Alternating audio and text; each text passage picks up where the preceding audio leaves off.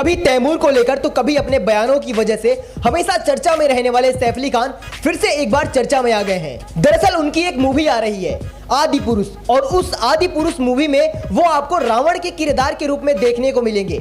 और इस रावण के किरदार को निभाने के लिए उन्होंने कुछ ट्विटर पर ट्वीट किया था, और उस ट्वीट के बाद लोग उन्हें ट्रोल करने लगे हैं।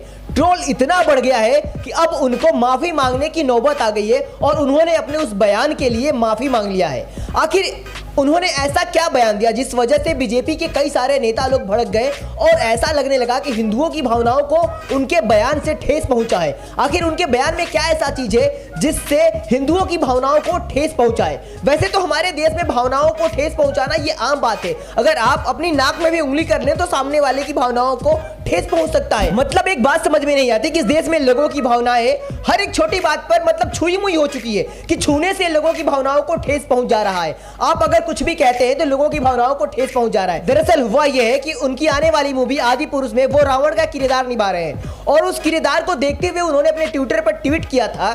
उन्होंने अपने ट्विटर में लिखा है कि रावण ने सीता का अपहरण अपनी बहन का बदला लेने के लिए किया था, जिससे लोगों को सीख लेनी चाहिए कि किस तरह से अपनी बहन का सम्मान करना चाहिए। बस इतनी सी बात पर हिंदुओं की भावनाओं को ठेस पहुंच गया और सैफ अली खान को माफी मांगना पड़ा। मेरी समझ से तो इसमें कुछ भी गलत नहीं लग रहा है कि सैफ अली खान ने कोई गलत टिप्पणी की है, लेकिन हमारे देश में लोगों की भावनाएं का कोई भरोसा नहीं है। बर्फ का बुलबुला है, कभी भी फूट सकता है। यानी हमारे देश में हिंदुओं की भावनाओं को ठेस पहुंचाना आम बात हो चुका है। हर कोई पहुंचा सकता है। उनकी भावनाएं इतनी ही कमजोर हो चुकी है कि बात यहीं खत्म नहीं होती है। दरअसल इसके पीछे एक और सबसे बड़ी कहानी छिपी हुई है। जब भी कोई, आपने देखा होगा कि जब भी कोई बॉलीवुड की मूवी आती है तो वो मूवी आने से पहले ही बयानों में घुस जाती है। यानी अब फिल्मों वाले लोगों का, बॉलीवुड वालों का अपनी फिल्मों का प्रमोशन करने के लिए लोगों की भावनाओं के साथ खेलना शुरू कर दिए हैं। यानी अब फिल्म बनते ही वो फिल्म विवादों में घिर जाती है, उस पे अलग अलग टिप्पणियां होने लगती है।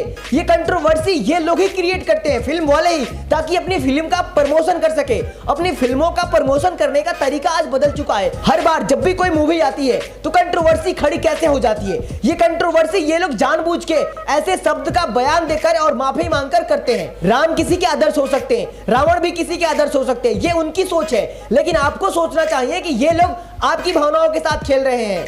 ये लोग जब भी अपनी फिल्म को प्रमोशन करना होता है तो कुछ ऐसे वैसे टिप्पणियां कर ही देते हैं जिससे इनकी फिल्म चर्चा में आ जाती है और लोगों तक अच्छी खासी पब्लिसिटी पा जाती है और वो पिक्चर आराम से सुपर डुपर हिट हो जाती है। तो ऐसे ही करके ये लोग इस बार भी खेल खेल रहे हैं मेरी समझ से। बाकी आप खुद समझदार समझ सकते हैं।